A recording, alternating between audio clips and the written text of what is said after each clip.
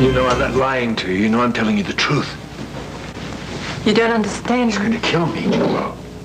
Let me go, or he's going to kill me. He's a good man. No, you're the one that's good.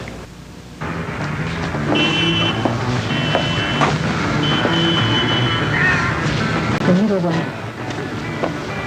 Hey, you. What the hell you think you're doing, huh? You scared me. This is my turf. I'm sorry, I didn't... You don't know who I am? Huh? You don't know? I'm Morty. Morty! Yeah, that means that everything in this alley is my territory. And that means that whatever you found in there, that belongs to me.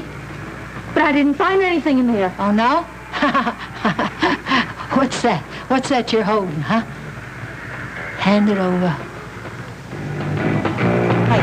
Forgot all about Halloween.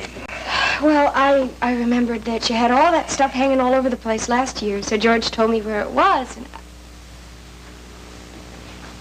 you saw her, didn't you? Oh, Donna, I'm sorry I stormed out this morning. No, don't worry. Well, what did she say? WCBC. WCBC. Yeah, the television's crossed. I mean, so what that I got a business here in Pine Valley? All she cares about is her precious television job. I tell you, I should have straightened out Dalton a long time ago. That's all. She just wanted to know my rights. Oh, and you found out you don't have any. I can visit my daughter on a regular basis, but I have to have Brooke's specific approval to take her out of the house, and she has to have my specific approval to take her out of the country, and that's about it. Well, you mean she could pack Laura up and move to, say, California? Is not farther than King's Cross, for heaven's sake. Well, we could drive there on your day off. Oh, and do what, Donna? What? I spent all day in the car so I can have a couple hours with my daughter. That's great. Involved in her life. I don't want to be some stranger that shows up for special occasions and birthday parties. I know. Well, whatever happens, you're going to be the best father there ever was. What's wrong? Oh, those silly jack-o'-lanterns, I can't... No. Something's bothering you. What's the trouble? What else? She dropped by today and she had a proposition for me. Said she'd sell me her half of the Glamorama if... This ought to be good. No. If I would move out. What? Tom, she wants me out of your house. Phoebe, I am absolutely shocked. Oh, fiddle faddle. You call blackmail fiddle faddle? Who's talking about blackmail? You are. You've been dangling half your Glamorama in front of Donna and you won't sell it to her because she's living with Tom. Well, I'd hardly call that blackmail, my dear. Well, I'd like to know what you would call it.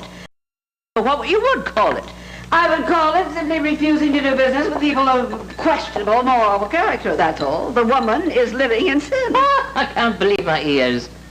She's cohabitating without benefit of clergy, or to use the vernacular, if you please, which I'm sure you would prefer, shacking up.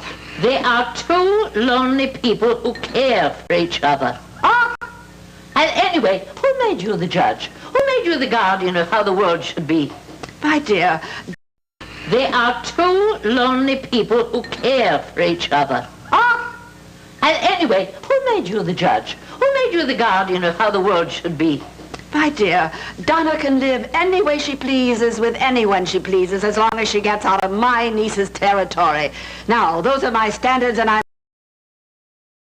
You kindly stop lecturing me about freedom. It was my family who fought in the revolution, which gave us the freedom and includes my right to do business as I see fit. Well, honey, I'll tell you about your precious revolution. Yes, all right, it gave freedom, but only to some people, and mostly them men. What about women who have to go out and work? Women like Donna, women like me, women like Kelly, and hundreds of others. They've got to fight their own battles. And mostly against people like you. What on earth is going on in here? Langley, dear, would you kindly show Mrs. Fargus? Oh, I know my own way out.